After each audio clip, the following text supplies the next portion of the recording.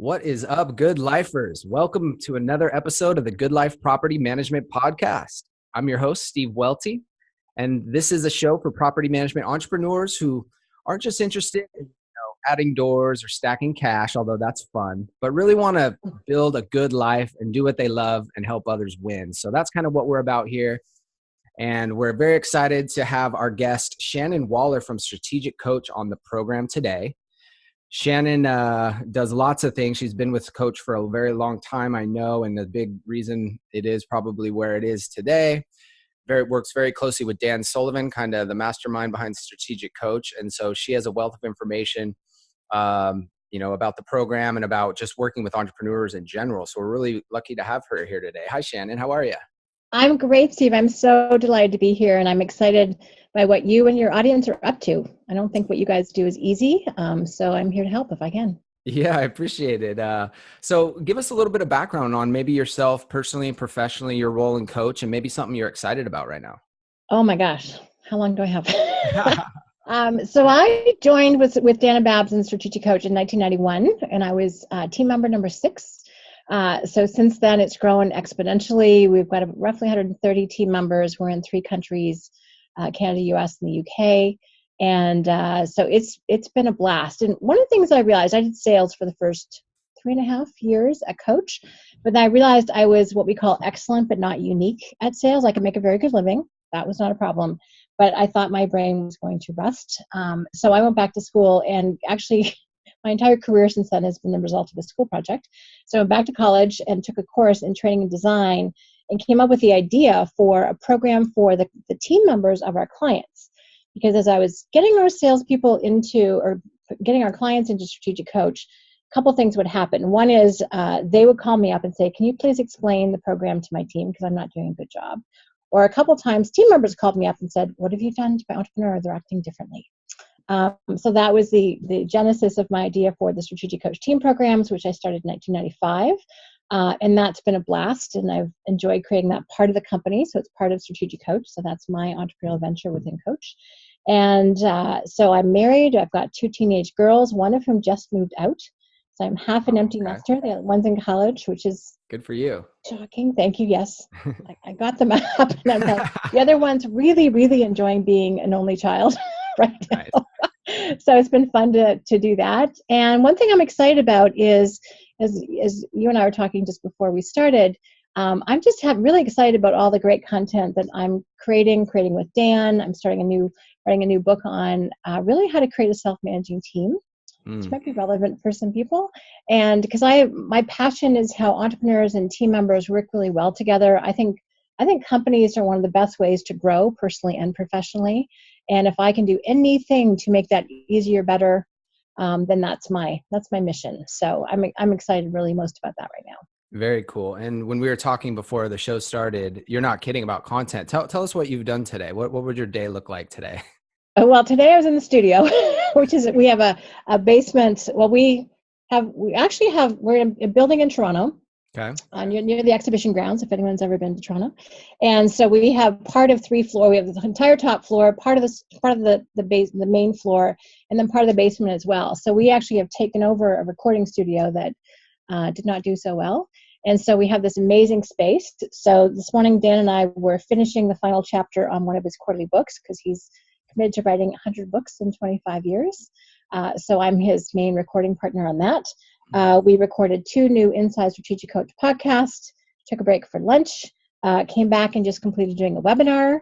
Then he's in the studio recording with somebody else right now, and I'm here with you. So my entire day is creating new stuff. That sounds like a winning day for sure. It's fun. Love that. So, we were talking a little bit about in our industry, property management, and then I'm sure it's not just our industry. It's probably, as you see in a lot of industries, where there's a lot of burnout. I was talking to a friend of mine who's a property management company owner. He's like, I used to help people find jobs. And, when I did that, I never got any 1-star reviews from angry people, and the long hours and the cat pee, like we were talking about. You can only talk about cat pee so much, right?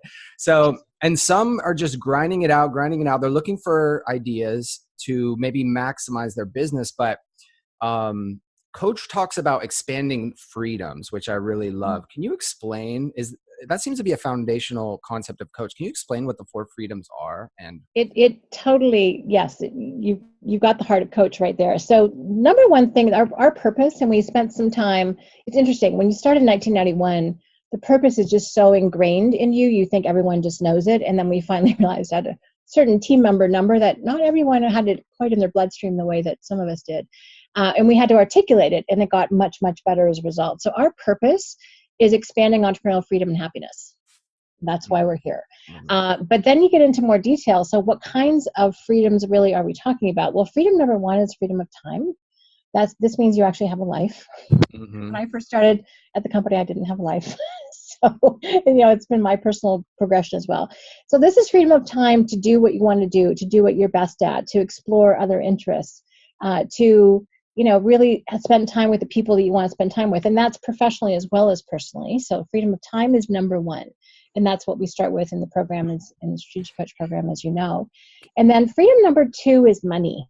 You mentioned stacks of cash, which is I'm personally a big fan of, because it pays for things. It pays for time. It's also how we keep score. So freedom of money means that you can have your own walkaway fund. Has a few other names, but walkaway fund will do for here. And that means you can afford to say no. And that's a really freeing experience when you can, afford to say no to certain things that are not a right fit for you, your company. It also means you can say yes to new opportunities, to buying new capabilities, which includes technology, includes people, includes systems. So money is a big freedom for a lot of people, and to be able to do your business profitably so there's some left over. That's really critical. Can I ask you a question real quick, Shannon? Sorry to interrupt, but why is time first? Like, I might think I'm so busy. I have my companies crumbling. Like, I don't have the time to have freedom of time. You know what I mean? Like, why how is that? And what do you mean by freedom of time? Well, it's interesting. Freedom of time means that you're determining really your own intentionality about your time. And let me just give you a quick example. So we have something called the entrepreneurial time system. Right. And one of the things that's interesting is that when a lot of entrepreneurs start their businesses or take over their family businesses, they take a bureaucratic or corporate mindset with regard to time, and they apply it to their entrepreneurial business, and then they wonder why it doesn't work. And so that's what we kind of undo. And to really recognize that we're in the results economy, not in the time and effort economy. And no one's going to pay us if we put in 60, 80 hours. We actually get paid better and get paid more when we minimize the time and effort and we maximize the result. So really helping people understand that there's a way to organize their time that way. And the first type of day, if someone's a workaholic, raise your hand, then this next time of day will be even hard to spell or say, much less put into practice, and that's a free day. So free day is 24 hours, midnight to midnight, not noon to noon, during which the purpose is rejuvenation and you don't do any work. And it's kind of interesting. I take a lot of free days, and I had 4 weeks off this summer, which was delightful. But I've been trying to aerate my calendar a little bit, because when I'm working, I'm incredibly focused and very back to back. And so my brilliant strategic planning partner, Nicole, organized for me to have a free day, but one of them was yesterday. Well, yesterday was a Tuesday, and it was really interesting because I haven't taken a Tuesday off in I don't know how long. It was the day after Canadian Thanksgiving, and it was interesting because I'm out, I'm cycling, I'm going by the boardwalk in Toronto where I live, I'm sitting on a bench reading a book in the sun. It's a beautiful day, and I'm like, this is really interesting. I need to have more of these. It's lovely. And to not worry about work, to not check your email, to not make a phone call, and I have to tell you that compulsion is incredibly strong at the beginning, but the benefit is you come back in the next day completely rejuvenated. And if you want to put improvements and innovations in your business, you can't do it tired. Right. Dan has this brilliant expression: when you get tired, everyone else gets stupid, which is so true. So if anyone's thinking everyone around them right now is a complete and total idiot, right, it's you that needs a free day. Just go sleep. So the time system starts with free time, and just think about it. When you can actually imagine carving 24 hours, midnight to midnight, where your business does not need you, when it can function without you, that's a massive sign of success. And a lot of it is just the intentionality and saying, okay, I'm going to do this. There's some faith involved because at the beginning you're going to go through some withdrawal symptoms from work. But that's how our time system starts. And then the other two types of days, a focus day, where 80% of your time is spent on your top 3 money-making activities. It's not 10, but 3. It's 80%, not 100. And then the third type of a day is buffer day, and that's what we call a backstage day, when you're not working on solving your customers' problems, but you're actually working on strengthening your own company foundation. You're doing the routine things. You're, sometimes putting out fires, but hopefully not too many. You're cleaning up messes. You're putting in place new capabilities and communicating with your team. So that's our time system. But we really, without freedom of time, you actually can't create the freedom of money, relationship, and purpose. So that's why we start there. Right. And I'm pretty sure I've heard Dan say this or some iteration of it, that entrepreneurs actually need to work less to make more money. Is that a Dan thing, or did I make that up? Nope. Work less, make more has been our company byline forever. Okay. Yeah. That is a company byline. I've said that to people, and my dad, they're like, what? That makes no sense. This really goes against the grain with certain generations. Yeah, and I love being different and looking at things from a different perspective. So is that kind of where what the foundation is built on, that with the rejuvenation days, you're that much more effective, or is there more to it? Well, totally. Well, that and the byproducts of it. So imagine 365 days. So, take a pie and you carve off a number of days that you said, okay, I'm not working on those days. It has to be more than 4. Just saying, right. Days I'm actually not going to work. Well, then all of a sudden, all the results that you want to produce, because I'm not assuming that your ambition has decreased or that your goals have gone down. That's not the point. In fact, hopefully they're getting bigger as you get more and more capable. But you need to accomplish all of those results in less time. Well, what does that automatically make you do? It makes you be more focused. Makes you be much more strategic. It makes you use that word that most entrepreneurs have trouble pronouncing called no. Right. Saying no to certain things, either certain things, opportunities that aren't really opportunities or that are more distractions. Also saying no to activities that they're actually not best at. So what we find is that when people are I'm not going to say forced, but when they're encouraged to work less, they get so much more intelligent about their work and their business and how they run it. Yeah. They also have the mental energy. Again, it's incredibly difficult to come up with anything new and creative if you're exhausted. So when they actually come into their business rested and rejuvenated, all of a sudden those ideas that were percolating in the back of their minds, things have kind of settled in, and then they can come in and be creative and make decisions and be clear. And things that were a problem or crisis when they were tired are all of a sudden simply tasks to get done. So people get a lot smarter, a lot more intelligent when they're rested and when they take some time off. Yeah, that makes a lot of sense. And I learned another one that even took it to the next level for me. It might have been on Inside Strategic Coach podcast, your podcast with Dan, where another huge benefit of taking time off is your team's forced to get better. Yeah. And a friend of mine, Clint, who's in Strategic Coach, told me, we were sharing like nuggets, like, hey, what's going on with you? He's like, this is the biggest game changer. Take a month off, take a whole month. He's like, put it in your calendar, take a month off. Your business will get so much better. You're prepping for it. And then your team's just forced to get better. And a light bulb went off for me. And so I have that on my calendar because I have a baby due in November. Yay. And excellent. Congratulations. Thank you. So I'm going to take that leap. But that was another one that I wanted to add to what you said. That was huge. Well, thank you for bringing that in, because Dan has another fun expression. He said, when you are not at your business, when you're away on free days and not checking in, free days mean free, by the way, just so it's really clear. 2 things happen. One is you get to know how good your team is because they have to step up. It's really interesting. Dan and Babs take 22, Dan and their co-owners and co-founders of Strategic Coach, they take 22 weeks off a year. Wow. That's a lot. And even I'm in Toronto right now, they're either off or in our Chicago office or somewhere else, LA or what have you. So they're not even physically here for the remaining weeks of the year. They're actually gone a lot. So who's going to run the company? Well, it's everyone who's left. Yeah. And so your team actually gets to know how good they are as well. So you start to trust the team, and those things that you kept because you were there all the time and people are delegating up to you, when you're not there, they have to make the decisions. they become more capable. And you get better at communicating your standards. That's the other part of it.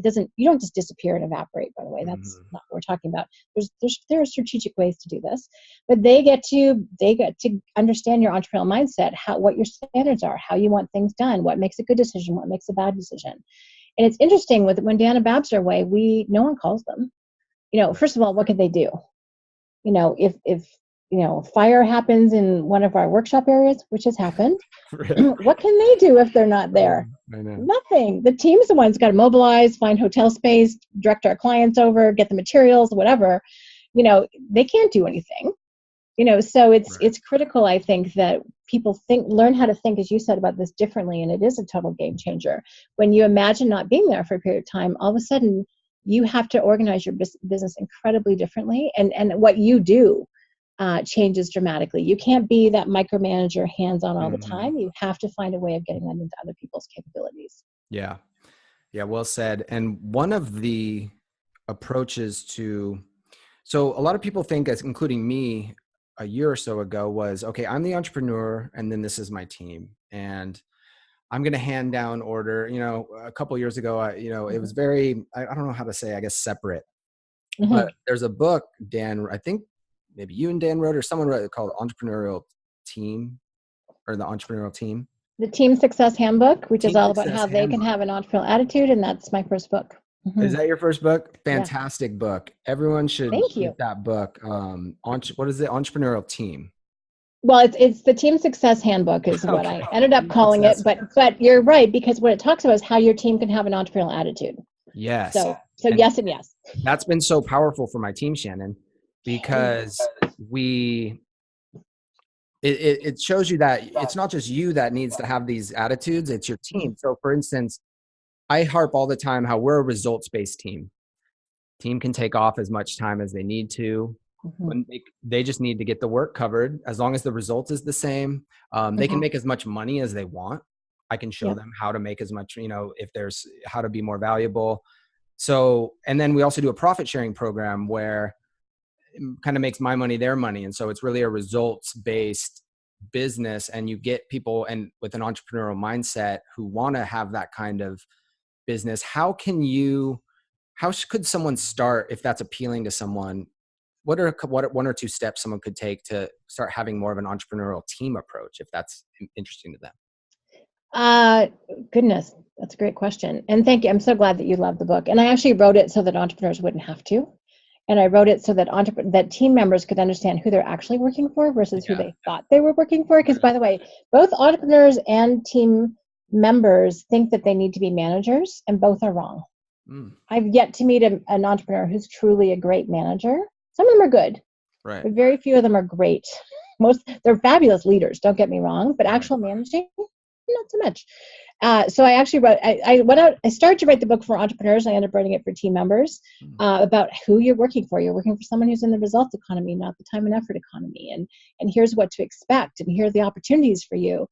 So anyway, highly recommend it. And team members like it too, because it coaches them. So there's 12 different entrepreneurial attitudes, but a couple of them that are really, really important. One thing for entrepreneurs to do, and I'm actually going to do a podcast, my Team Success podcast on this, which is give your team permission. Now, as entrepreneurs, we don't tend to ask for permission. We would much rather ask for forgiveness and go, oops, sorry, please forgive me. Team members won't do that. And if you may not understand their mindsets. You're like, why aren't they stepping up? Why aren't they doing this? And there's this gap, and it's incredibly frustrating. By the way, it's frustrating for both of you. So it's frustrating for you as the business owner going, why aren't people stepping up? And it's frustrating for them going, I want to help, but I don't want to get in trouble. Right. It's fear-based, essentially. And so what an entrepreneur can do is give your team permission. Give your team permission to make mistakes. It's like you can fail up to, I don't know, a couple $100, whatever, right. Whatever it is, if you make a mistake, that's okay. Let's learn from it. Let's share that learning with everyone else. Fail faster, so you can get smarter. So there's an attitude that you can bring to it, and you can share your mindset is huge about how you look at things, that, look at things as investments, not costs, and share that thinking with your team because they don't know. If any of them have come from a more corporate structure, which is where all the intelligence is at the top and the orders get cascaded down, and you're evaluated on your success based on how well you execute those orders. Most successful entrepreneurial companies, or growing ones at least, trust the troops. Like, you've got the experience, you know what to do. Here's your budget. Use your best judgment. And 99% of the time, you'll have someone who makes an excellent decision. And then just really reward and acknowledge that. So give permission, educate them in your mindset, and encourage them to take initiative and take action. Would be my other one, because again, they don't know that that's okay. And we know that that's how we learn. We learn by failing. Right. What to do and what not to do. So give your team that same permission, and they'll grow. They'll thrive. Exactly. So talk a little bit about unique ability, which is probably the core concept, or one of them at Strategic Coach. And one of my goals by the end of this year is to have my whole team working a majority of the time in their unique ability. So I've bought everyone the books, and I kind of let them do it on their own. And to be honest, nobody's really turned in their assignment yet, but I'm trying to be like attraction rather than promotion, like forcing them to do this. But I think it took me this long. A lot of my team's younger than me to get this, so I can't expect them to get as excited about unique ability as I can necessarily. But why is, and let me ask this too. So I've heard it said, I read this on someone's website yesterday that is a coach, and he said most businesses organize around personalities, not functions, which is a recipe for chaos. And that's kind of counteractive to what coach teaches and what I personally believe. What would you say about that? That's a brilliant comment, actually. Okay, so I'm going to make a distinction between personality and unique ability. Okay. And I think there's a big one. Personality, when I see companies organized around personality, it's based around how someone puts themselves forward, whether or not they're introverted or extroverted. It ends up being, when someone's organized around personality, it tends to be around ego. Okay. Not capability. Got it. And I'm sure we can get into a whole psychological conversation about it. But I don't love personality-driven organizations, because to my mind, they're actually divorced from capability. Right? It's like, what is someone actually contributing to the company? And so one of the action steps I probably should have said is help your team figure out what they love to do and are best at, because that's how to create a team that will stick with you forever. Because where else do they get that? And they're also endlessly growing because they keep getting to expand their unique ability. But it really is essential that that people get to focus on not just someone's status, not just someone's personality, whether or not they're loud, and that makes them influential. I read a great article that one of my clients sent me from the Wall Street Journal about the importance of humility in leadership, which I thought was genius. And I want everyone to be really capable in those things that they love to do and are best at, and that's not just them saying it, and very humble about everything else. So I just spent the day in the studio with Dan, and we count on him. I count on him for his capability. Now, I'm someone who leverages his capability, and he counts on mine. Right. I interviewed him. Well, I interviewed him for hours today, which was really fun. And he counts on me for that. So it's not about just personality.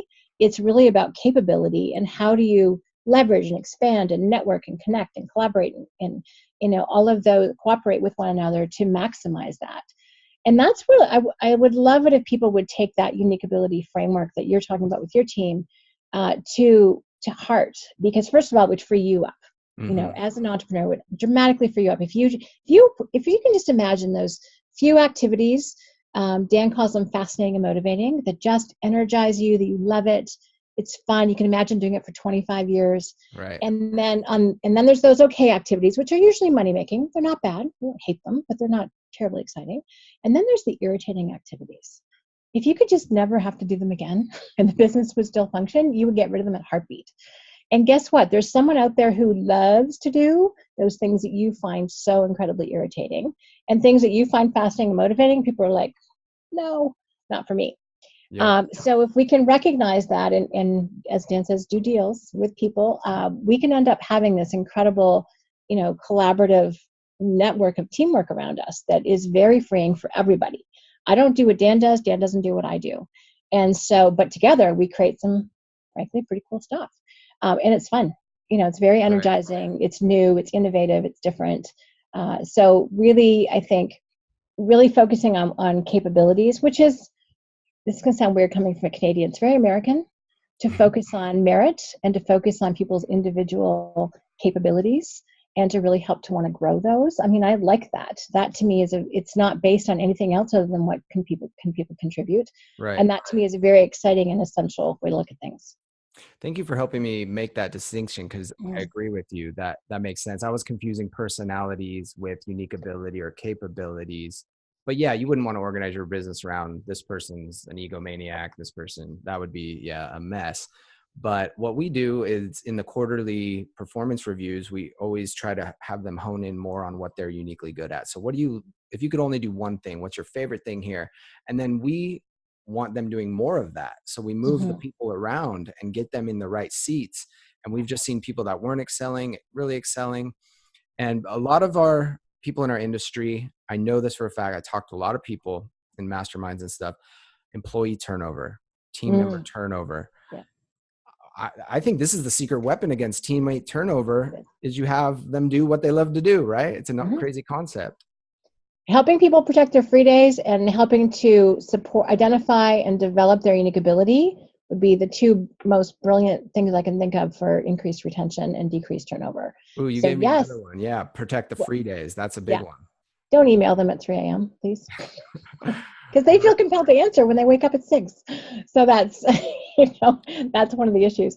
And again, people can protect yours too. So it goes both ways. But this whole thing about, just imagine, we didn't have this option, even 50 years ago to actually, everyone was just happy to have a job. Right. So, but we're actually kind of elevating ourselves in terms of a society and a culture and capabilities where people can now not only add livelihood to what they love to do. And that's pretty special. Now, not everyone does it, but companies who do take this sort of unique approach to it end up having people sometimes with some very, very different, unusual job descriptions. Right. But it's very much driven around what this person loves to do, how their mental energy plays out. We use a phenomenal psychometric profile called Kolbe, KOLBE.com, to help identify how people's mental energy, where they have mental energy, and what they have, what they can do for hours and what they can do for 10 minutes. So that's very, and by the way, there's no wrong answer. You cannot fail a Kolbe, so it's all good.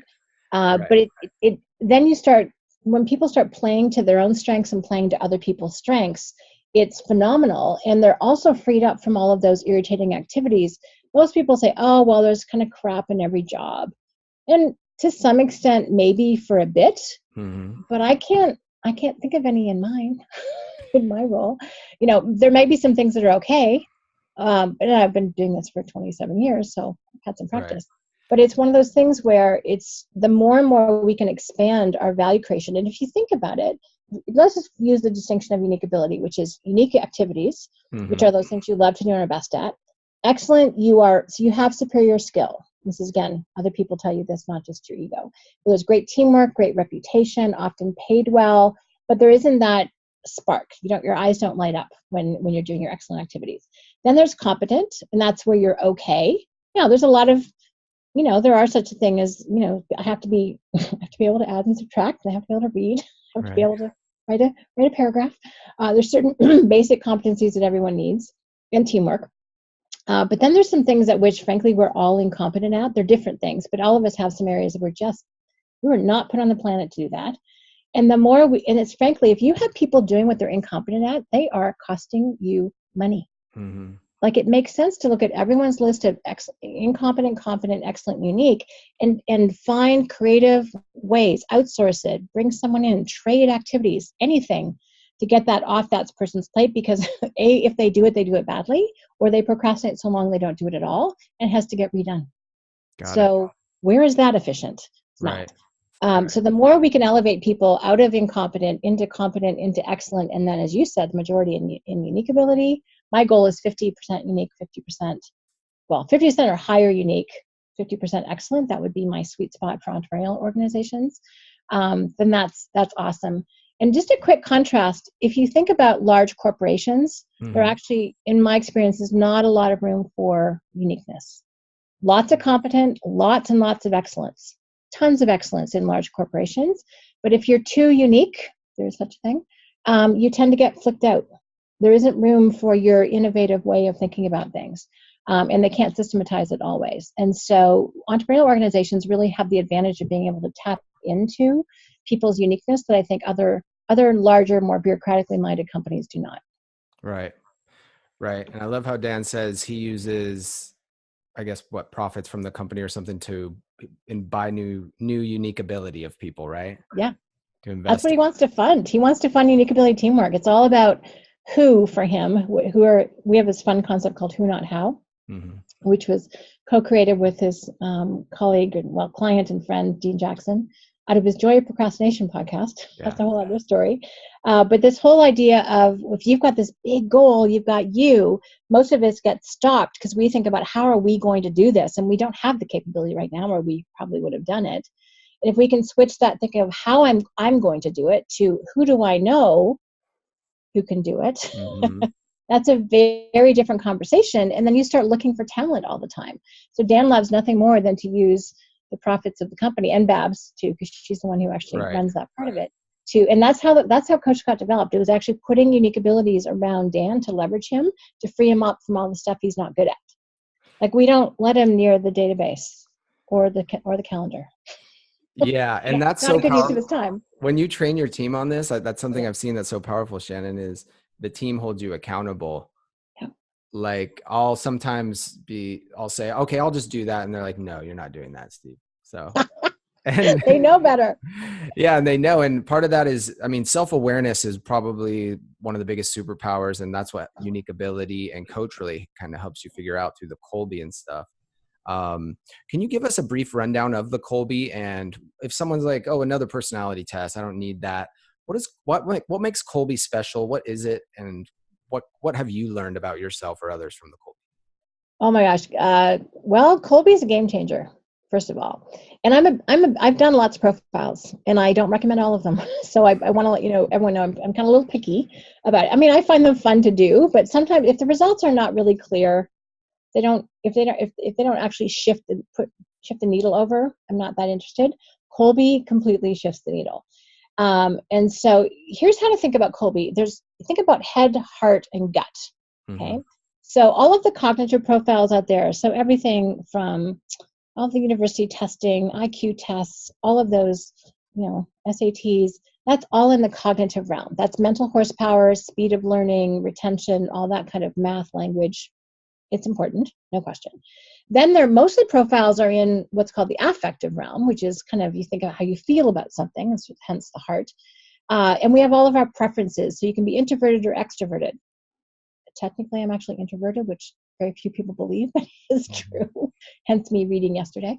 So that's what gives you energy. It can be your preferences in terms of how fast paced you are, how even paced.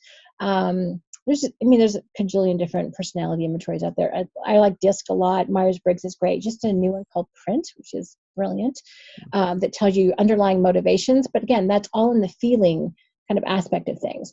And until, it was known by early psychological researchers that there was another dimension, but they didn't know how to measure it. So Kathy Kolbe, that's with K's, kind of discovered, and her father was actually Dr. Wonderlic, who was the creator of the Wonderlic profile, which is a very well-known cognitive profile used by the NFL. And so at one point she said to her dad, it's like, I've seen all these super smart people that don't do anything with their lives. There must be something else. And he said something to the effect of, well, I've done my work, now it's your turn. So she did. And so she, through many, many years of testing, created a profile that strips out anything intellectual, anything affective or personality based, and what you're left with is instinct, your striving instincts, how you problem solve. And like most of them, there are 4. There's a $10,000 reward out if anyone finds a 5th instinct, by the way. But really quickly, the instincts are fact finders. This is how you handle details and specifics. Follow through is how you arrange and design. Quick start is how you handle risks and uncertainty. An implementer is how you handle space and tangibles. And part of what I love about property managers is they actually involve the physical a little bit more than most professions, and very few people, I think, appreciate some of the work and just instinct and talent that goes into that. So, some of the people you have working for you, I hope, have some implementer mental energy. They'll stick with it to solve the physical problem longer than some other people will.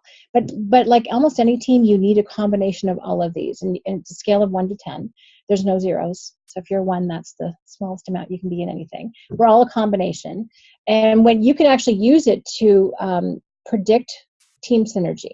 So team synergy is usually one of those airy-fairy flaky things. Well, Kolbe has a way to measure it with numbers, and it's incredibly predictable and very accurate. And when you can have a synergistic team, when I did a little mini experiment at Kolbe, we were twice as productive as the other 2 teams combined on our exercise.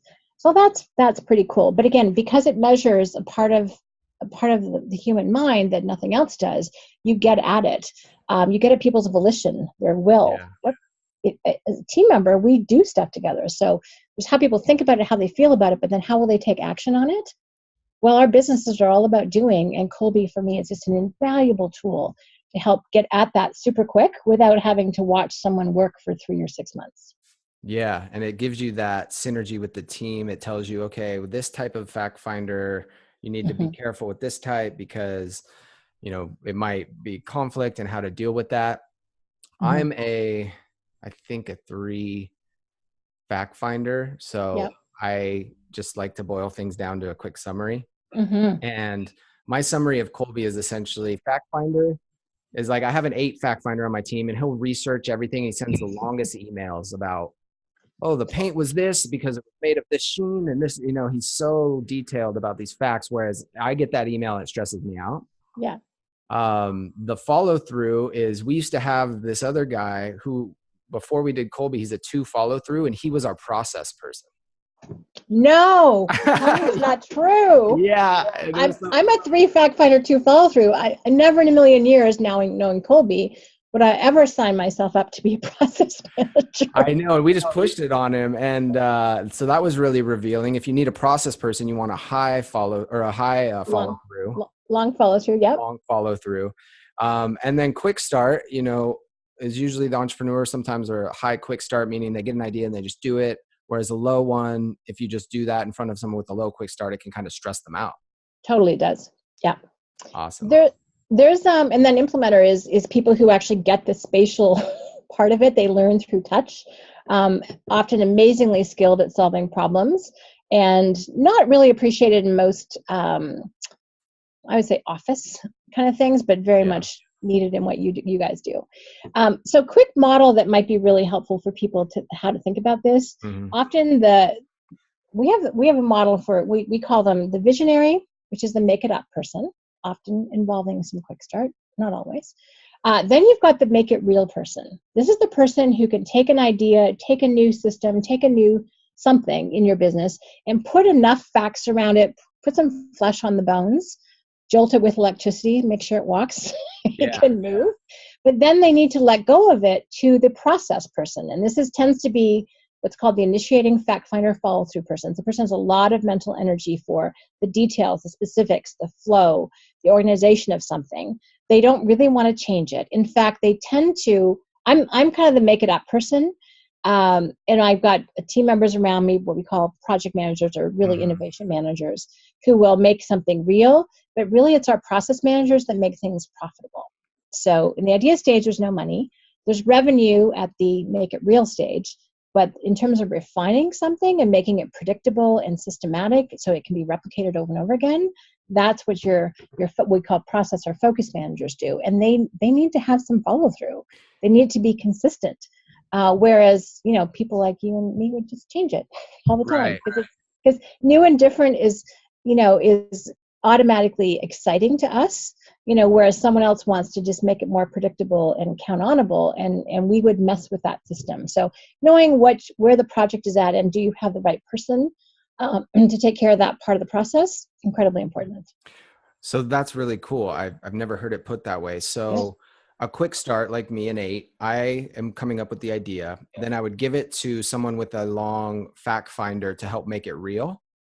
They don't have to be long. In Kolbe terms, they would kind of be in that middle range, which is if you haven't seen the profile, by the way, it's really cool because it's got a bar graph, but they're kind of like tubes of mental energy. Is how it plays out. So you want somebody who will get some facts, organize it enough so it makes sense, can improvise and edit where needed in terms of the idea. We'll go and test it if it's a physical thing. So they need to have, in Kolbe terms, called a mediator or facilitator profile. In our world, you need to test for your own, depending on what your profile is. And then again, it tends to be the initiating fact finder follow through. So we'll take it, refine it, really get it dialed in. And again, that's where I think profit comes in. Got it. That's awesome. Couple last questions, Shannon. So there's a couple really cool tools in Coach. I'm going to kind of let you pick which one to talk about. There's falling into the gap, the 80% approach, and the lifetime extender. Oh my goodness. Each one of them is so good.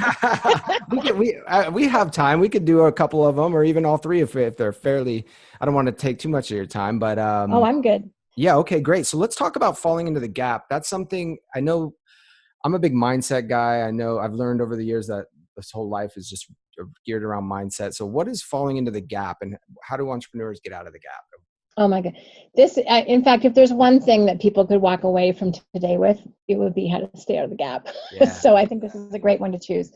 So the gap is a concept, and let me tell you how it came about, because I think this is kind of interesting. So Dan was coaching a very successful entrepreneur who Dan knew because he'd been talking to him just before the workshop, like he had some major wins over the quarter because we work in a quarterly structure. And so we've been talking with I won't say his name. But then in the workshop, when Dan's coaching him, he says, wow, but that's not where I thought I should be. And it's not good enough. And Dan, he said, this image just flooded to his mind, fully formed. He said, here's the problem. He said, it's how you're measuring is the issue. So he drew kind of a head, we call it Mr. Potato Head, and he drew some lines beside it. So I'll use my head as the example. So he said, your progress is here. Okay, so this is where you're at right now. We have two ways of looking at things. All of us have ideals. These are ways that we think things should happen, how we want them to happen. It's our high standards. And by the way, ideals are not bad. Hopefully we all have ideals for our children and for the world that they live in and for our marriages and for our companies and we have ideals for everything. Our health is a big one. So we have these ideals, and they're incredibly useful to inspire us to set goals, to help us, even maintain our wherewithal during challenging times. I think if we could hold on to our ideals, that helps us get us through sometimes. But he said it's useful, but what you do not want to do is measure yourself against that, because then you will fall into, that's the gap. It's the permanent gap between where you are now and your ideal.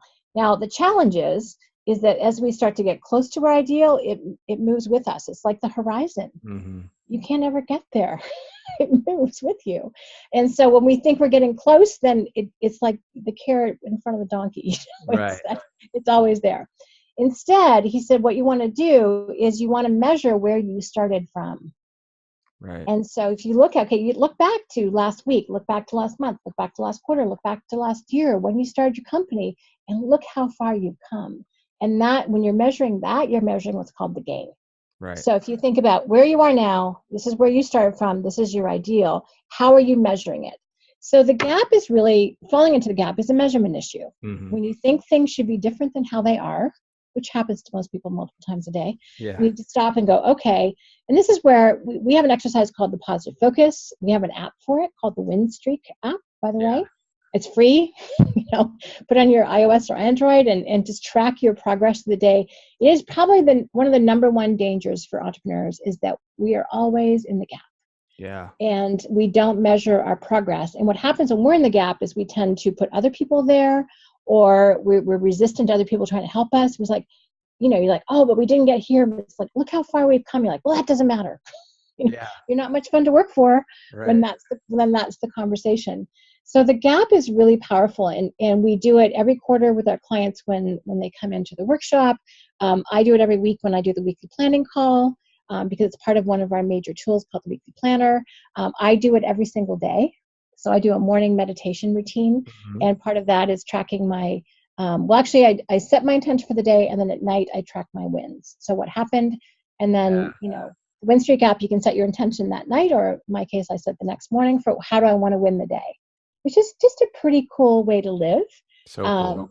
Yeah, it makes me very intentional, and there's only 3, not 10. And so more often than not, I'm winning the day. And even if I didn't get one thing I thought of, there'll be some other byproduct or something else happened that I'll write down. It's like, wow, I didn't expect that win, but I'm writing it down anyway. Yeah. And that's, again, you end up coming from gain, you end up coming from appreciation, and you end up coming from gratitude, because you're like, wow, we're making progress. And there's a great quote from AA, Bill W., which is progress, not perfection. Right. And that's the deal. This is the concept that goes along with that. Measure progress, not against perfection. And I love it because it comes down to happiness. It's like, if we achieve that big monumental goal, 9 times out of 10, it's not going to make you any happier. And so it's like, it hits so many cylinders for me: acceptance, presence, not comparing. I know I fall into the gap with comparison a lot when you see someone else in your industry who's doing better than you financially or something. And you're like, but now I'm aware of it. So I quickly realize it and I go, oh, that's just my mind doing comparison again. Look how far I've come. So that's a real good tool. There's a quote, and I think I'm going to attribute it to the wrong person. I think it was Teddy Roosevelt, who said, comparison is a thief of joy. And it's so true. I mean, compare against yourself and where you started from. That's the comparison that's healthy. And sometimes people, have setbacks. Okay, well, that's your new normal. Use that as your baseline, and how can you grow from there? Again, it's always progress, not perfection. And it's such if there's a happiness killer out there, it's comparison, and it's measuring against perfection. And one of the things about when you hear about other people's success is we're measuring our inside to their outside. Yeah. And there's no reality to that. We have no idea what they're dealing with. They could have had the biggest win in their career and they're still miserable. Maybe there's something not happy with their family, or one of the kids is sick, or their marriage is in trouble, or who knows? But we make these assumptions that their life or successes are better or more significant than ours, and they're really not. Right. And you really drove the point home about the gratitude part with the wins. And that's funny. I was going to bring that up and you just nailed it, because I started doing that recently, and it makes it's almost like having a gratitude practice at the end of the day. So what better way to step into the door with your family or whatever after, and every time I do it, I look at my wins. I'm like, oh, I actually did get a lot done today. Yeah. So, well, I think everyone goes through their day, and we're focused on the not done list rather than the done list.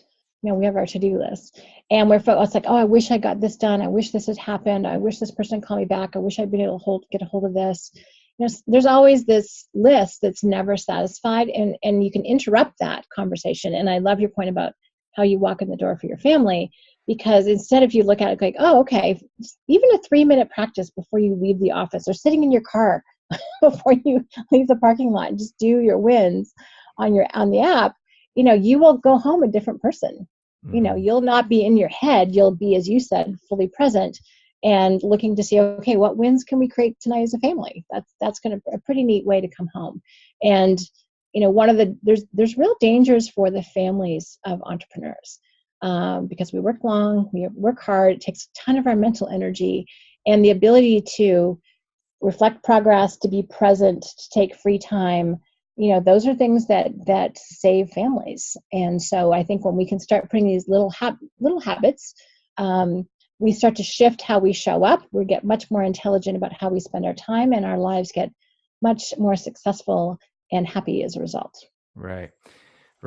Before I let you go, I wanted to talk about something we were touching on briefly before the show, which is co-creation. And you said, I was even going to ask you a question about Dan, and how is, Dan's obviously super successful, 160 person team with a big coaching organization, and Babs.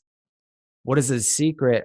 One of those secrets may be co-creation. I wanted to ask you, what is his secret, and how does co-creation play a part in that? Oh my goodness. So co-creation, first of all, is a mindset.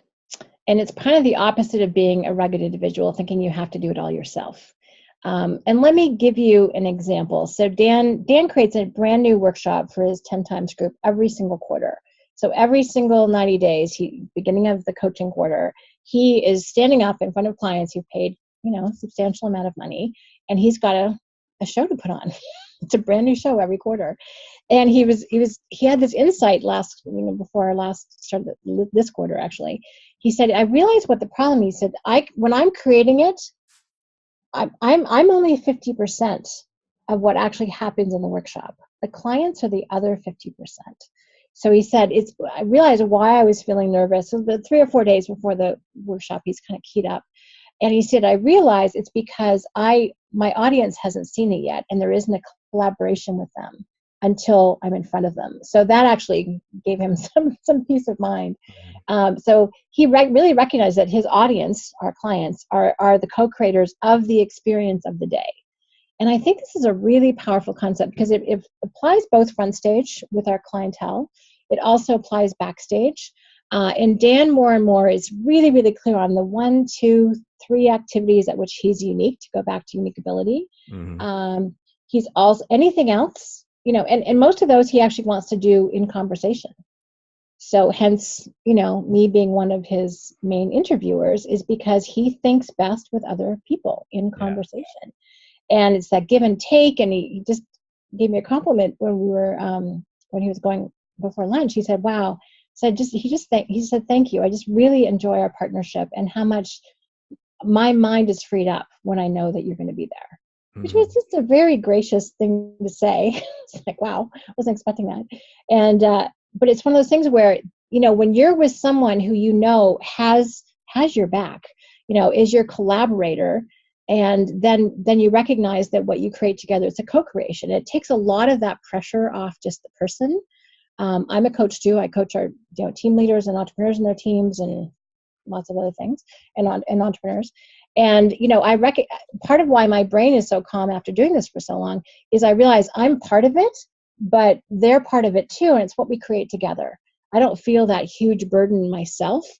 They also don't feel like it's only their deal, but we want people who are contributors and creators as well. So the whole act of co-creating is very, very powerful. It's fun. It creates incredible byproducts. But again, it's a mindset as much as anything else. But it means that you don't have to do it all by yourself. Yeah. You do your absolute best, which is, 80%, a little bit. And then you recognize that other people help create it and help take it the rest of the way and create that full experience. Yeah. I'm not sure if I've explained it completely clearly, but that's some of how I think about it. Yeah, that was good. And you also had said that Dan almost makes it a point or a rule to where he's not creating things himself. He's not out in the room just trying to figure it out. He's either with someone. And so I think a lot of us, me included, can get into that. Like I work from home a lot. Okay, I'm just going to do this. No, I need to be at the office sometimes, or I need to be on the phone or communicating and co-creating. It's so much more fun, at least for me, to think of it that way.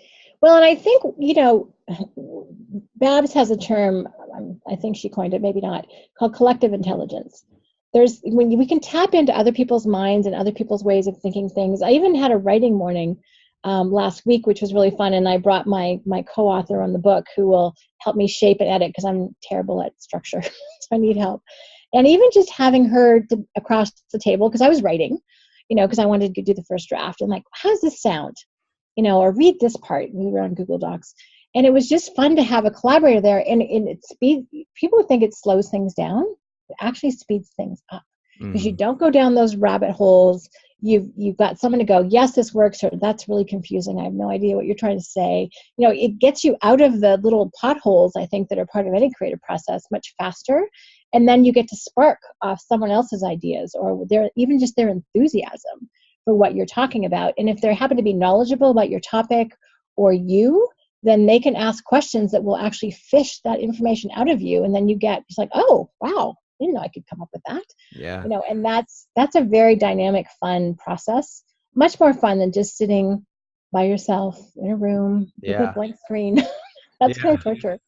Yeah, exactly. And kicking projects back, we do that a lot as a team now, is through the 80% approach is, okay, I'm just going to do 80% of what's required on this project. Then I'm going to kick it to you. And then you do 80%. Then you do. And so it takes the pressure off. Just quickly on the 80%, so people have another takeaway. Yeah. It's a brilliant antidote to the perfectionism we were talking about with the gap. So it ties in brilliantly. So doing the positive focus is one thing. 80% approach is the other way to get out of the gap. And if you think about anytime we focus on perfection, say you're even just writing, so you have to write kind of a tough letter to a customer. something that you think they might not want to hear. It could be about a price increase. It could be because you maybe want to fire them. Who knows? Right. But you'll draft it, then you're like, and then you come back a couple hours later and you look at it again. And then if you're not careful, it can sit there for a week thinking that it's going to like cheese, it's going to get better with age or something, or wine. And really, if you did I tend to do two. So I actually take it, I make sure the grammar is correct and my spelling is okay. And it says what I want it to say. Then I will, as you said, kick it to the next person. Like, hey, can you polish this up for me? Make sure the flow is right. Here's a paragraph. I think it's okay, but it might be missing something. And then I'll send it to one of Carrie or Myrna, one of our fabulous editors, or even Nicole, who's really good too. And then they'll go, oh, I love this. This is a little strong. Might want to say it this way. No, that's awesome. Love your clothes. Let's get it out the door. And so it just happens so much faster and easier. And that happens within that same day rather than letting it sit and molder for a week. That's not healthy. So things happen much faster, and other people love contributing. One of the things I say about the 80% approach is just imagine this. Okay, so imagine the 100% approach. The 100% is you pass it to a team member because you think you're supposed to. You're like, okay, I have just done the world's best job on this project. I'm sure it is absolutely perfect, and then you won't find any mistakes. Hear how you go to school. Right. And you pass it to the person, and they read it, and they either think it's awful or find a mistake. They're in a quandary. What do? Do they speak up and risk your wrath? They have no room left to contribute their unique ability or make a contribution, and they've run smack into your ego. Right. It's like, that's not a recipe for successful teamwork. So the whole 80% really eliminates perfectionism and procrastination, because we tend to procrastinate on the things we don't think are perfect yet. You can say, hey, the first 80%, the second 80%, the final 80%. And it's just incredibly refreshing. It's actually based on the Six Sigma. That's where that comes from. And you'll never actually get to 100. You can get to 99.9999. Yeah. But 280%, like 80%, and then the second 8% is 96%, and the one after that is 99.2%. Perfect. Love it. Most of what we do, that's more than good enough. Yeah. 80%'s been huge for me. Something I'm doing right now is a sales and marketing plan where I'm going to 80% it to another person in my industry, to have him 80% it back to me, and we're maybe send it to someone else. And it's just been very helpful. So love that concept. So Shannon, anything else before we go? Where can people find out more about Coach or what you're doing, or where can we direct people? Oh my gosh, we have a lot. So first of all, just strategiccoach.com is a great place to check it out. We have this awesome, our marketing team just found a way to organize our information based on topics. So if there's stuff you want to learn, if you want to learn more about teamwork or learn more about leadership or time, whatever it is, we've got just tons of resources, including podcasts and blogs and you name it. So strategiccoach.com is your source of all things good and entrepreneurial. And then if you're interested in entrepreneurial team stuff, then check out it's called yourteamsuccess.com. And that's where I do my team success blog. That's where my book, the Team Success Handbook, is available. I wrote a second book called Multiplication by Subtraction, which is how to identify and gracefully exit wrong fit team members. If you happen to have any of those. Often it's a matter of actually finding out where they're a better fit. Subtraction is really the last option, but if you do need to make it, we make the steps really clear and simple and easy. And the point of that book is to give people enough confidence to take action. And soon, TBD, to be determined, will be my next book on self-managing teams. Because I think if we can start to have teams that are self-managing, it just leverages us in terms of what we can do and how big we can take our companies and how big an impact we can have and create the life that we want. Love it. And did I hear you say you have a second podcast, Team Success Podcast? Or yes, I do. Team Success Podcast. I didn't know about that. On iTunes. Yeah. It's fun. I do two things on that. One is I usually have about a 12 to 20 minute kind of thought that I want to expand on. So we kind of talk about that. So they're short and sweet. And then often I'll do interviews as well with key thought leaders or authors, because I'm a big reader. People have really shaped my thinking in terms of entrepreneurial teamwork. So it's a combination of those two things. Very cool. Well, Shannon, we got a lot out of today. I know we're excited. We were excited to have you, and I really like the way this went. And thank you so much for your contribution at Coach and to this podcast and to our community. My pleasure. I appreciate you, and I appreciate what you and the property managers do. And I hope what we talked about today is super useful and make your lives both more successful and happier. Thank you. Perfect. Well, I'm going to take us out with the third song on my new album. It's called Dreamin' Hurts. Thank you, Yeah. Shannon. Thank you, Steve. Bye. Bye.